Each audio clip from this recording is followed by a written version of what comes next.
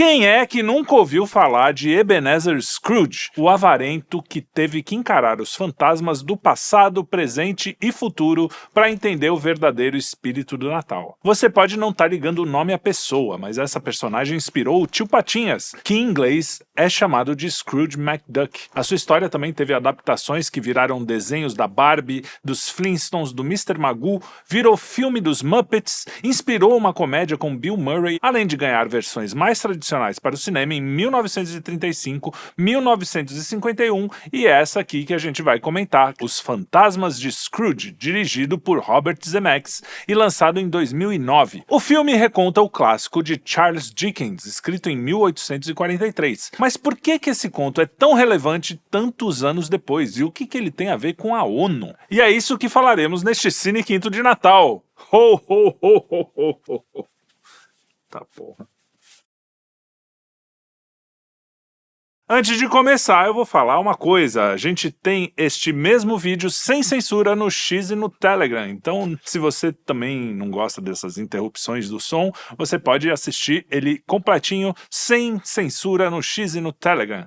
E também, antes de continuar, eu preciso avisar que este programa contém spoilers, mas convenhamos, se você não sabe como termina um conto de Natal, talvez seja a hora de rever as suas prioridades de fim de ano, não é mesmo? Bom, é impossível falar de um conto de Natal sem contar um pouco da história do Charles Dickens. Dickens foi um dos mais importantes e influentes escritores da história da literatura inglesa e mundial. Ele nasceu em 1812 em Portsmouth, na Inglaterra, em uma família de classe média baixa. Quando ele tinha 12 anos, o seu pai foi preso por dívidas e Charles foi forçado a trabalhar numa fábrica de graxa para ajudar a sustentar a família. Então essa experiência marcou muito a sua vida e influenciou as suas obras, obviamente, que frequentemente retratavam as condições desumanas enfrentadas pelos pobres e pelas crianças trabalhadoras. Começou a sua carreira como repórter parlamentar e jornalista. Veja a diferença, né? De um jornalista na era vitoriana para hoje. Antes a gente tinha Charles Dickens, hoje a gente tem, sei lá, Miriam Leitão, né?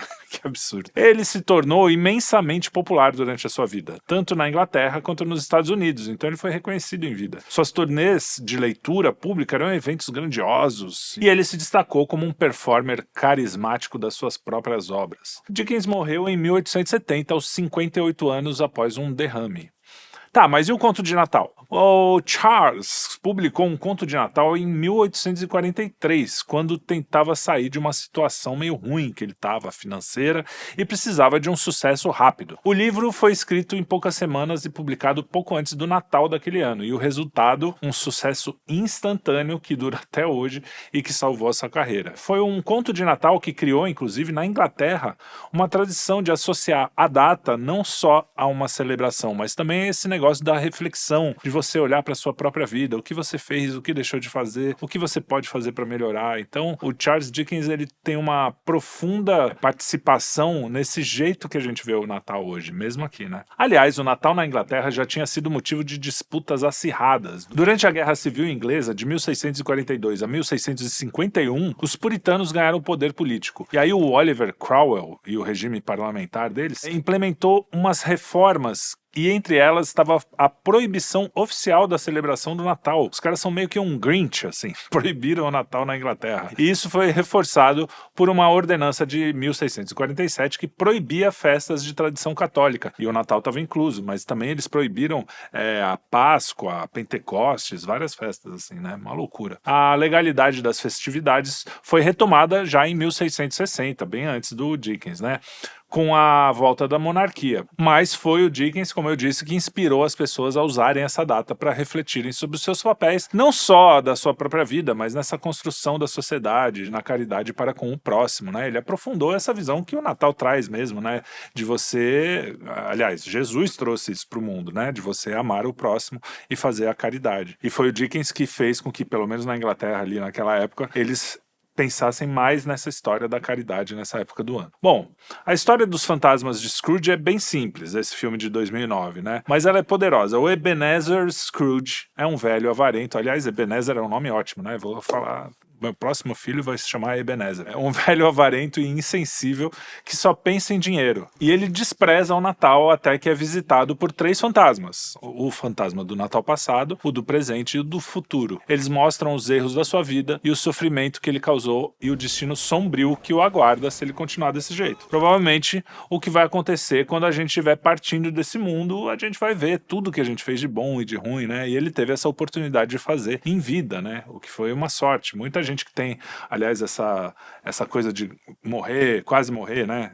Ficar morto por uns segundos e depois voltar. Eles têm muito essa história de, pô, eu vi minha vida toda passar pela minha frente, pela minha visão, e aí as pessoas repensam o que elas poderiam fazer melhor. Então, esse conto usa mais ou menos esse tipo de história, né? De você repensar, vendo o que você fez, o que você poderia ter feito e o que você está fazendo agora. Diante dessa visão, o Scrooge se transforma e se torna um homem mais virtuoso e generoso, redescobrindo o espírito de Natal. Oh. O filme foi dirigido pelo Robert Zemeckis, que também é conhecido pelo clássico maravilhoso, um dos meus filmes preferidos, De Volta para o Futuro. Ele também fez Forrest Gump, que é um bom filme, e O Expresso Polar, que eu não vi, que também é um filme de Natal, né? Ele deve gostar de Natal. É certeza que a gente ainda vai falar dele de novo aqui no Cine Quinto, porque o Zemeckis é um grande diretor.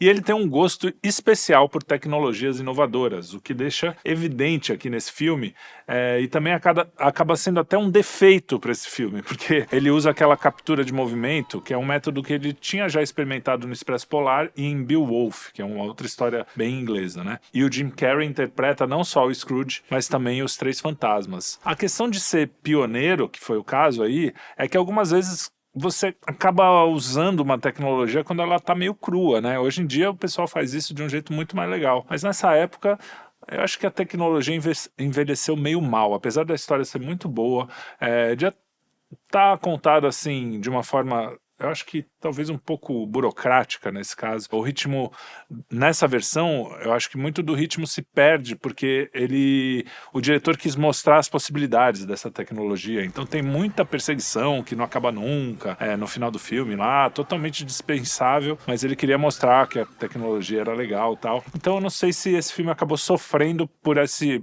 pioneirismo, né? Quando você compara com a versão de 1951, que é considerada por muitos a versão definitiva e é meio difícil de achar, tem naquele Plex, só que só tem legenda em inglês, infelizmente. Mas você encontra nos torrents, né? A versão, enfim, é o jeito, porque é um filme meio difícil de achar, mas é o melhor dessas adaptações para o cinema. Eu acho essa a melhor. A versão recente, por exemplo, essa de 2009, não traz nem de perto essa profundidade emocional do Scrooge, né? O filme anterior, com muito menos recurso, conta muito melhor a história, né? Retratando o personagem como um mais humano, menos caricatural. Eu não sei se eu não comparei com o livro, apesar de já ter lido o conto há muito tempo. Eu não comparei se cada detalhe tá certinho, mas parece que esse filme mais antigo, de 1951, ele dá um molho um pouco mais profundo, assim, ao personagem, né? E a versão de 2009, por outro lado, é bem sombria, assim, tá? Apesar de que a história, sempre que você fala em Inglaterra na era vitoriana, todos os filmes de terror, todos os escritores de mistério começaram ali, né? Então sempre é meio sombria essa época, né? Mas ali nessa versão de 2009, que é o que a gente tá falando aqui, dos Fantasmas de Scrooge, tem tom quase de horror, assim. As crianças, os meus filhos viram quando eram pequenos e a pequenininha falou, nossa, eu morria de medo, isso aí era meio forte, assim, pra molecadinha. Mas dá pra assistir, até porque tem final feliz, essas coisas, né? Em 1983 também foi lançado, isso eu lembro quando eu era moleque de ver, o conto de Natal do Mickey. E nela o Scrooge McDuck, que é o Tio Patinhas, né? É o avarento protagonista, lógico, porque ele foi inspirado, só tinha que ser. E a história é adaptada de forma leve e cativante para as crianças. E é uma porta de entrada perfeita para esse universo do Dickens, que tem vários livros, inclusive grandes livros da literatura, da história, que são considerados dos maiores, como Grandes Esperanças. São livros considerados entre os... Estão sempre naquelas listas dos 10 principais livros da literatura e tal. Dickens era sensacional. Mas hoje em dia tá impossível de encontrar nas redes, a não ser também através do torrent ou dos similares. Eu não consegui encontrar. Se você encontrou em algum lugar aí esse do Mickey, você me avisa. Mas eu consegui pelo torrent e é uma versão muito fofinha, assim, muito legal, né? Disney 1983, né? Aquela coisa assim, os desenhos não são como nem os primeiros, nem como os de agora. Então, eles são meio anos 80, assim, meio simplesinhos, mas é bem legal. E a gente tem também uma versão do Bill Murray em Os Fantasmas Contra-Atacam, de 1988. Mas eu assisti recentemente e eu acho que ele não envelheceu tão bem, assim. Talvez eu tivesse num dia ruim, assim, mas o Bill Murray, ele tem O Feitiço do Tempo, que a gente falou aqui, o filme O Feitiço do Tempo. Temos aqui o vídeo, assista, procura Feitiço do Tempo, Estúdio Quinto Elemento, Cine Quinto, que você vai encontrar. E ele passa essa mesma ideia, que você precisa se transformar para conseguir enxergar a vida de um jeito mais virtuoso, e com isso acaba transformando também o mundo à sua volta. Então eu acho que O Feitiço do Tempo é um filme tão superior, né? Apesar desse filme não ser horrível, dá pra assistir e tal, mas O Feitiço do Tempo é tão melhor que eu acho que se for pra assistir um filme com Bill Murray, assiste O Feitiço do Tempo. E assiste o nosso vídeo também. E aí eu deixo aqui a nossa reflexão a respeito desse filme. Como é que um filme como o melhor da tecnologia, com um grande diretor, grandes atores, tem Gary Oldman, Jim Carrey, Colin Firth, Colin Firth é aquele do Discurso do Rei lá. A trilha sonora é do Alan Silvestrini, que também fez o De Volta para o Futuro, uma das músicas mais legais do cinema, né? O tem um roteiro baseado em um conto maravilhoso. Pode ser um filme tão comunzinho assim, né? Eu esperava mais, até porque ele nem foge da história original. Eu não sei como que o cara conseguiu botar tão pouca alma ali. Não sei se é também por algum motivo. Pode ter sido que eu tava de mau humor no dia que eu assisti. Pode ser também. Às vezes acontece, você assistir um filme num dia, no outro ele parece melhor.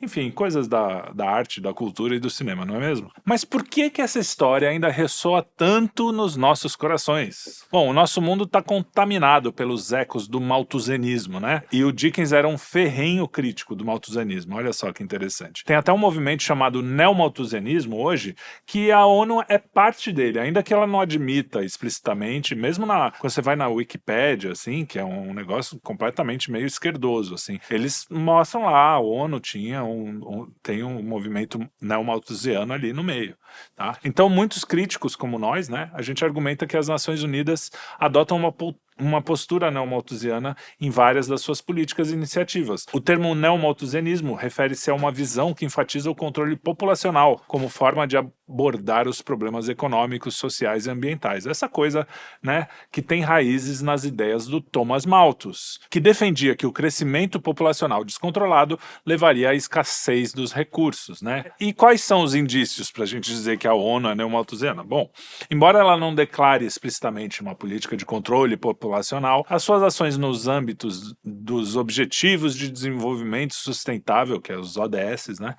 Que é a Agenda 2030, essas coisas, né? Mostram que esse é sim um dos seus objetivos, especialmente em temas relacionados às mudanças climáticas, sustentabilidade, saúde reprodutiva, né? Que é engraçado que não tem nada de saúde nem de reprodução, né? Porque você tá matando um bebê totalmente saudável, enfim, e a pessoa não tá se reproduzindo. A promoção do planejamento familiar e o acesso à contracepção em países em desenvolvimento, né? Tem também a prática, na prática, né, um esforço para reduzir o crescimento populacional. Então, é malthusianismo puro, né? E não é assim, vamos diminuir o crescimento populacional na Suíça, vamos diminuir lá na África, vamos diminuir porque tem essa ideia de que o pobre é quase uma associação moral, né? Os pobres são mais violentos, os pobres são mais alguma coisa assim, assado, enfim, aquele pensamento que a gente já conhece. Além disso, os relatórios da ONU frequentemente associam o crescimento populacional ao aumento da pressão sobre os recursos naturais e degradação ambiental, reforçando uma lógica de limitar o crescimento populacional para preservar o meio ambiente, ou seja, o ambiente é maior do que o homem, né? Aquela história pagã, mãe Gaia, né? Então a ONU trabalha com organizações que promovem essas políticas de controle populacional, como a Fundação Bill e Melinda Gates, que a gente já sabe, né, como eles pensam, financia um programa de contracepção e planejamento familiar. Em debates climáticos também, a ONU aborda o impacto do crescimento populacional no aumento das emissões de carbono, no consumo de recursos, sugerindo que a redução das taxas de natalidade pode ser uma solução. Tá, mas e aí o que tem a ver com o nosso querido Dickens? Bom, ele era contra essa história de controle de natalidade. Tem até, não sei se é da mesma época, eu acho que é aquele conto também sensacional que chama Uma Modesta Proposta, do Jonathan Swift, e ele fala justamente isso. Não, essa coisa de cuidar da pobreza não precisa. A gente pega as crianças e a gente mata, né, as criancinhas e usa elas mesmo de alimento para as pessoas. Elas comem a carne das crianças. Ele fala, obviamente, num tom irônico, mas ele está justamente falando desse tipo de mentalidade malthusiana e hoje neomalthusiana, que vem da mesma raiz. E olha, foi isso que gerou as coisas eugênicas, né, o eugenismo, a eugenia, que gerou, vocês sabem quem, aquele cara lá do bigodinho. Então, quando o pessoal te chama, você que fala contra o globalismo, contra a ONU, você de fascista, nazista, sei que lá, na verdade eles estão apontando para eles mesmos. Toda a raiz vem daí. Então, né? A gente tá ligado, mano. Não adianta ficar chamando a gente dessas coisas, porque a gente sabe que tá dentro da sua origem e da sua semente nessa coisa de aborto, controle populacional e não sei o que. Direito ao aborto, direito a matar um bebê. É um absurdo. Mas eles falam isso com uma naturalidade, né? Enfim. Então você vê se tudo isso não se liga a uma das frases que o Scrooge fala no filme, né? Ele fala também no livro, obviamente, e que depois é repetida num outro contexto pelo Fantasma do Natal Presente, quando ele é confrontado com a pobreza e a necessidade de ajudar os pobres, né? O Scrooge cita a primeira vez, né? Depois ele se arrepende, e essa que é a graça de ele repetir a mesma frase. Então vai um pessoal lá pedir dinheiro para eles, né? Para ele. Você pode ajudar, é Natal, ajuda a gente aqui, nossa instituição de caridade. Ele cita algumas instituições da época, o Scrooge, né? Uma delas é a esteira, ou treadmill, que era uma máquina usada nas casas de trabalho forçado, e ela consistia em uma grande roda giratória que os trabalhadores tinham que operar manualmente, subindo degraus repetidamente para movê-la, tipo os ratinhos, né, fazendo aqueles movimentos. Sua função era muitas vezes inútil e só servia como punição ou meio de disciplinar os pobres. Imagina, você nasceu pobre, você tem que ser disciplinado, né? Onde já se viu? E quando o Scrooge menciona a treadmill, ele está reafirmando a ideia de que os pobres já tinham onde trabalhar e, portanto, não precisavam de caridade. Isso reflete a crença da época mesmo, de que a pobreza era uma culpa do indivíduo e que os sistemas institucionais eram suficientes para lidar com os necessitados. Então, eu não precisava ajudar. O governo já está lá fazendo a parte dele. Outra coisa que ele cita, que é o Scrooge, né, é a Poor Law, poor de pobre, né, lei dos pobres seria. Uma série de legislações voltadas para lidar com a pobreza na Inglaterra. Ela substituiu a assistência direta por um sistema que exigia condições extremamente rígidas e punitivas para quem buscasse ajuda. Refletia também essa crença que persiste até hoje nos meios de elite, que a pobreza era uma falha meio que moral ou até pessoal. E aí, quando os homens pedem essa doação pro Scrooge, ele responde, não, os impostos que eu pago já financiam essas coisas, né? Não com essas palavras, mas ele fala isso. Eu já pago para esses caras, por que eu vou ajudar? Então, essa visão de que o auxílio aos pobres tinha que ser exclusivamente institucional, a partir do governo, e não uma responsabilidade individual de cada um, que é o pensamento mais cristão, né? É aquele pensamento que a gente já ouviu por aí, para que eu vou dar esmola se eu já pago tanto imposto? Eu mesmo já pensei assim, me envergonho disso, né? Mas o ideal, hoje eu vejo, que a caridade local substituísse até a caridade do Estado. Que o Estado, tudo bem, ele tem um papel mesmo para realmente aqueles que realmente precisam, que estão na margem mesmo da sociedade, que não conseguem, né? Porque às vezes as economias funcionam assim, não tem emprego para todo mundo, tudo bem, você vai dar uma ajuda. Mas o que a gente precisa mesmo fomentar seria a caridade pessoal, né? A caridade de cada um e deixar que o Estado faça só o basicão ali, né? Esse é um pensamento completamente diferente do pensamento dominante de hoje. E da época, é isso que eu falei agora, de que as pessoas tinham que ajudar mais na pessoa física do que na pessoa jurídica, no estatal, vamos dizer assim. Então, o Scrooge fala o seguinte: já que vocês me perguntam o que eu desejo, senhores, essa é a minha resposta. Eu não me divirto no Natal e não posso me dar ao luxo de alegrar esses ociosos aí. Eu ajudo a sustentar os estabelecimentos que eu mencionei. Eles custam o suficiente e aqueles que estão em má situação devem ir para lá. Quem for pobre que vá lá. Tipo, é quase comam brioches, né? E os homens respondem, não, mas muitos não podem ir pra lá. E muitos, inclusive, preferiam morrer do que ir pra lá. Aí o Scrooge rebate, se eles preferem morrer, é melhor fazer, porque aí diminui o excedente populacional. Ele fala até com as palavras do Malthus lá, excedente populacional. O Scrooge daria um excelente membro do Fórum Econômico Mundial, não é verdade? Pois é. Em tempos de individualismo e consumismo, né, que exacerbado, que é o que a gente vive, a mensagem do Dickens é um lembrete poderoso sobre a importância da gente sair de si, né, olhar para o passado, dar valor para o que a gente tem no presente e buscar um futuro melhor, não é mesmo? Porque a gente quer uma coisa melhor, principalmente quem tem filhos, né, essas coisas, a gente quer um futuro melhor para o mundo. E isso vai se dar através da caridade, que nada mais é do que o amor que Jesus veio nos ensinar. E a gente no Natal, o que a gente está comemorando? O nascimento de Jesus. Por isso que essa é uma lição muito boa para essa época do ano. A história do Scrooge continua a nos mostrar esse verdadeiro espírito da data. Generosidade, arrependimento e renovação. O Charles Dickens, em obras como Conto de Natal, Oliver Twist, ele refuta veementemente essa visão fria e determinista. Ele critica o sistema social que marginaliza os pobres e trata a pobreza como uma falha moral ou inevitável. Em Um Conto de Natal, Dickens apresenta Scrooge como o avatar dessas ideias malthusianas. Como eu falei, seria um cara que estaria no Fórum Mundial, né? Que eles pensam exatamente assim. Ele é avarento, insensível e adepto da lógica de que os pobres deveriam morrer e diminuir o excesso populacional. Uma frase direta de Malthus que o Scrooge ecoa no filme e no livro. Então, claro que eles não vão falar assim, não, mata todo mundo, não sei o quê. Mas é aquela história, vamos diminuir a população, você não pode comer carne, você tem que ficar lá, relegado à margem da sociedade mesmo, enquanto a gente fica aqui, viajando de jatinho, né, comendo carnes maravilhosas. E vocês aí, vocês são pobres, né? Pobre também já tá acostumado a sofrer, né? Fica aí.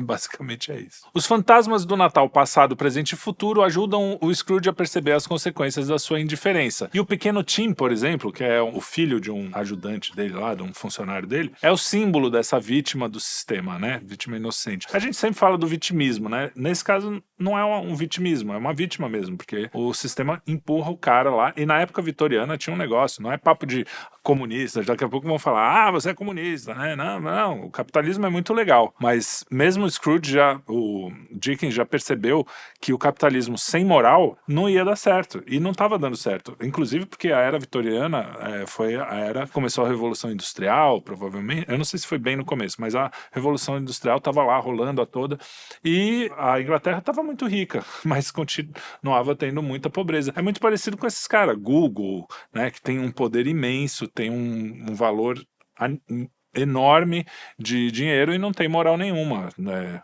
Censuram, diminuem a liberdade das pessoas, tratam os outros como números, enfim, né? Bom, mas o Tim, ele tem uma doença que pode matar, a não ser que ele tenha os recursos para tratá-la. Então, quando o Scrooge tá lá olhando tudo e ele não ajuda o Tim, então o Tim acaba morrendo, né? Quando ele vê o sofrimento do menino, ele se compadece, né? Quando ele já tá lá com os fantasmas, né? Quando ele é o Scrooge normal, ele não tá nem aí pro moleque, mas quando ele tá com os fantasmas, e ele fala assim, pô, espírito, diga-me, o pequeno Tim sobreviverá? E aí o espírito responde, eu vejo um assento vago no pobre canto da chaminé e uma muleta sem dono cuidadosamente preservada. Se essas sombras permanecerem inalteradas pelo futuro, a criança morrerá. No que Scrooge diz, não, bom espírito, diga que ele será poupado. E então o fantasma responde com as palavras do próprio Scrooge. E se ele estiver prestes a morrer, é melhor fazer, né? Porque aí diminui o excedente populacional. Ou seja, o Dickens, ele tinha consciência do que ele estava falando. Ele era anti-malthusiano mesmo, assim, declarado, né? Ao final, o Scrooge se redime, demonstrando que a mudança individual é possível, e ele passa a usar a sua riqueza para o bem comum, ajudando a salvar o pequeno Tim, e tornando-se um exemplo de empatia, né? Essa palavra maravilhosa, né? Vamos falar, um exemplo de compaixão, melhor, e generosidade, senão Arthur depois briga comigo. Essa transformação é uma refutação direta à ideia malthusiana de que a pobreza é inevitável e que os recursos são limitados, a ponto de justificar a exclusão dos mais necessitados. A alternativa ao malthusianismo oferecida por Dickens é o humanismo cristão, o que apela à consciência moral e à responsabilidade individual para superar as desigualdades sociais. E é o mesmo apelo que eu faço aqui, né, que a gente aqui no Quinto Elemento faz, que é o humanismo cristão mesmo. mesmo. E a gente confiar que também Deus está aqui olhando pela gente, mas que a gente, como homens, a gente possa amar ao próximo aqui na Terra, né? Um conto de Natal é um lembrete de que as pessoas não são números ou variáveis, como os liberais adoram fazer, né? Não é uma equação populacional. Aliás, os liberais e os comunistas, né? Os materialistas, vamos dizer assim, adoram colocar pessoas como números, né? Mas as pessoas são indivíduos com dignidade e potencial para contribuir para a sociedade. O conto rejeita o malthusianismo e nos convida a olhar para os mais pobres com compaixão e responsabilidade, em vez de tratá-los como um excesso.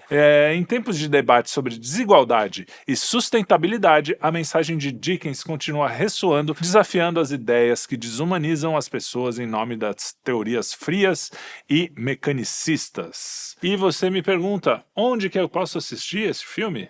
Você pode assistir Os Fantasmas de Scrooge no Disney Plus, que apesar de eu falar que ele é meio frio, ele não é um filme ruim, tá? É um filme legal, você vai conhecer a história certinha que o Dickens escreveu, então é um filme que vale a pena até dar uma olhada. Esse mesmo filme também está disponível nas plataformas de aluguel, tipo Amazon Prime, Apple TV, e você encontra outras versões do tipo Os Fantasmas Contra-Atacam, todas essas, tem várias, esse conto foi muito recontado, né?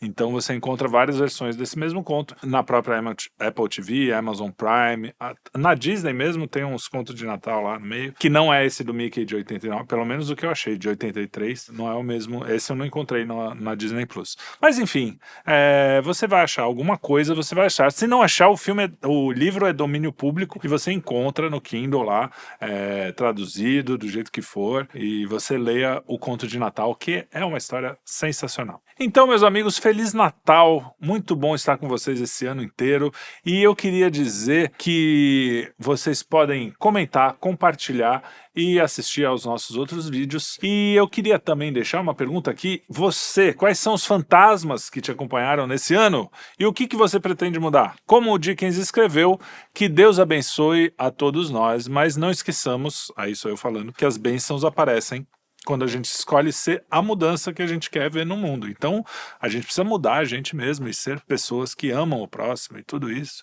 E um Feliz Natal para vocês, né? Que vocês tenham um Natal sensacional. Até as pessoas que não gostam muito da data, que elas possam refletir sobre a vida, né? Que é um momento bom esse fim de ano. E para quem puder passar com a família, passe com a família. Quem não puder, lembre-se que a gente comemora aqui o nascimento de Jesus, que foi o cara que salvou a mim, a vocês e cada um de nós no mundo inteiro. Muito obrigado e até o próximo Cine Quinto.